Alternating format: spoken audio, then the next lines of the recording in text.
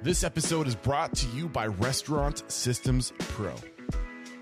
With excitement, allow me to introduce to you today's guest, Principal and Lead Strategist at Hospitality Arts Group, Travis Talbot. Travis, are you feeling unstoppable today? I am feeling unstoppable. Yeah, I'm pumped. Man. I cannot wait to dive into your story. I know you've been in this industry for some time now, going as far back as I saw 1991. Oh, that's when I started going pro, so to speak. That's when I hit the big leagues. But I've been in this game since I was 9. I think that what really came out of those conversations that is healthy is that there's a conversation. Yeah. You know, that people can start to say, hey, I don't feel good about what's happening here, or hey, I had something I'd like to discuss, and now I think it's okay on both sides to engage in that conversation, where before I don't think managers had the skill sets to hear and to respond, and I think employees were fearful of how do I communicate this, or am I allowed to? So space is much more safe today. I think it's safe to say that. So before we really dive into your story and find out how exactly you got to where you are today and what your story is, let's get that motivational,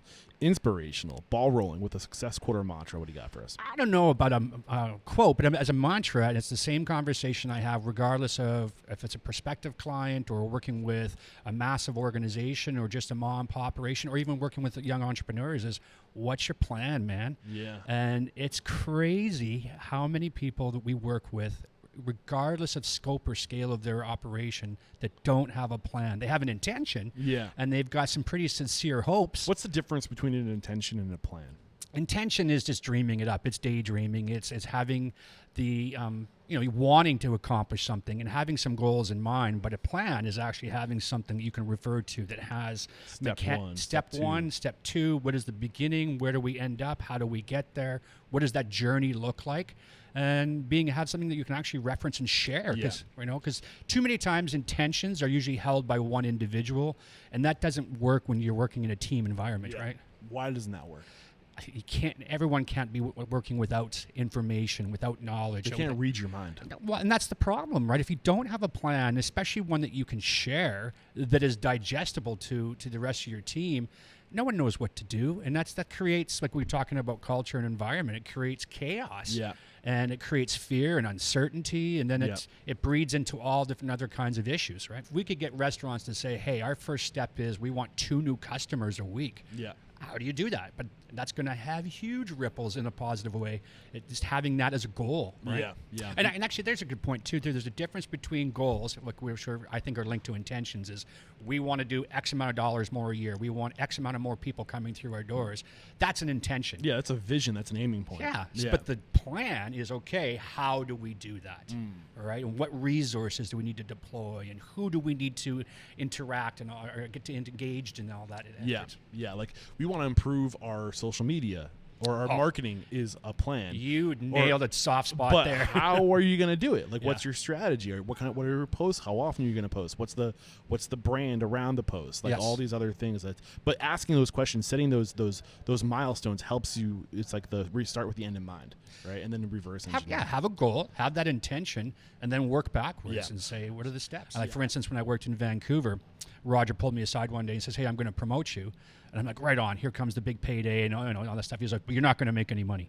And I'm like, what? You're getting more responsibility, but you're getting more, that's that old cliche. We're going to give you way more responsibility, but none of the authority, and your paycheck stays the same. Mind you, I was making crazy money as a bartender at the time. Where else does that happen? What other industry? Yeah. Fuck, I couldn't name one. I mean, this is a perfect example. We're talking like where there's a better balance that needs to be met. Like nobody's going to be drawn to this industry, especially I don't know. I feel like as as the restaurant industry kind of grows up, right, and becomes more professional, that a lot of the stuff that we talked about before isn't the draw anymore. The sex, drugs, and alcohol and the good times, which is good. We're moving away from it. It's a good healthy, thing, man. Exactly. But at the same time, I think it's worth making an argument that element of the industry was a draw for a lot of people. Well, and I'll tell you what still is a draw. So I agree with you. It's that stuff doesn't apply anymore, especially if you're a pro operator and you want to make money. Yeah. So now we're gonna start paying people and like giving them raises as they have more treating them like professionals, right? Exactly. But what actually still is applicable though is I think this is a dynamite industry where it's got flexibility. That's one of the attractions. So you can come in as a student, you can pick and choose your hours, you can come in as a single parent and have some flexibility around schedule so you can be with your kids. So I think flexibility is a big part of it. in a good operation, there still is money to be made, right? There's still good cash to be made. And then I think it's that it's an environment where, you always hear people saying, hey, it's a family I work with, and hey, what a great team we have.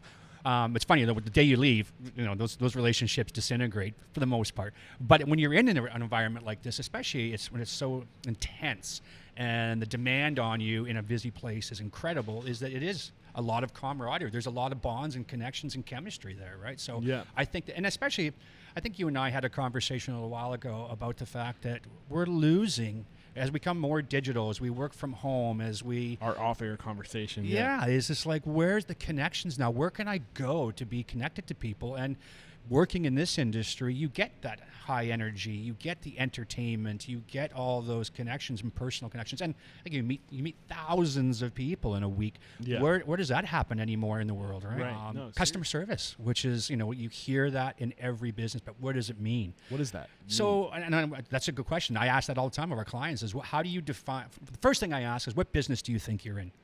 And I say think especially because I want them to start getting the wheels turning. And usually they'll say we're in lodging, we're in live entertainment, we're in food and beverage. Can I guess the answer? Sure, go. Is it experience? No. What would you say? Because that thing too is you go to the next step and say define experience, because everyone has that in their fluffy, PR written narratives. Is experience to me is emotion and memory. Yeah. Right. So it's all the things you do that stimulate somebody, that punches all the nerves and all the pleasure centers, that creates a memory, and that's experience to me, right? But no, the business that we're in is hospitality. Okay. And hospitality, if you look back to the roots of the very first known restaurant on the books, or you go back and read through all the Greek kind of stuff, it's about how you make people feel. Yeah. And it's all the things that you do specific, all the details, which are specific to a brand, to a hotel, to a space, to your menus and so forth. It's how you're making people feel, and that's hospitality. So one of the best lessons I learned from my mom when I was getting tutoring from her was when people come into your restaurant, when they come into our restaurant, is you got to treat them like they're coming into your home. So if I came to your house for a dinner party, you would make sure I knew how to get there, what time to get there. Yeah. When I got there, the very first thing you do is say, hey, can I grab your coat? Here's the washroom. What can I get you? Yeah. And then you're never going to let my drink be half empty. You're never going to say, hey, did you get enough to eat? Hey, there's more stuff coming. And then you're going to engage people, and you're going to read the room. You're going to read your audience. So that to me is hospitality. And I don't see plans for that anymore in terms of strategy. Right? It's recently I was in Dallas, and I teamed up with the Restaurant Systems Pro guys over there to they invited me to be a part of their mastermind, where they get together their top performers, they share information, they lecture over different topics. The lecture that they went over was standards of service for this. Steps of service, standards of service, sequence of service. And we got into hospitality, and one of the things that I like to think of when it comes to hospitality and how you can gauge hospitality, or how you can make hospitality habitual, right? Because every habit needs a trigger. So how do you know, what's the trigger to know that you could be hospitable? And I think if you get this internal feeling of this is going to be a huge inconvenience if I do this for this person, that's the trigger to do it. That's the comfortable zone. Yeah, because if it's the more inconvenience you feel to do something for somebody else, on the reverse side, how that's going to be perceived and received is, wow, they really went out of their way to make and people will remember that forever. Yeah, but you have to go out it's like the more this makes me feel like an inconvenience, the more I should lean into it, because that's going to be going above and beyond. So when we talk P&Ls and we talk the business of it all, that stuff's super important. If you're not profitable, you're not paying your people, and you're not you're not getting the food on the table correctly.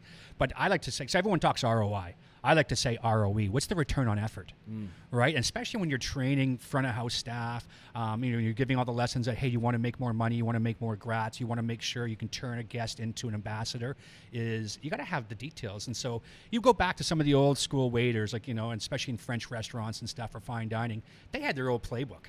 So each waiter had their own little things, bring their own mints, that they would get to the local shop, candy shop, and drop them off, rather than just the red and white swirls, right? They're in the bowl up front. So hospitality, and I think you nailed it, takes some thinking. Yeah. And then you got to think about, when it's uncomfortable, that's probably you're on to the right path. That's the trigger, right? You got to put in the work. You feel that eye roll coming, transfer that eye roll to a smile, because that's your opportunity to go above and beyond.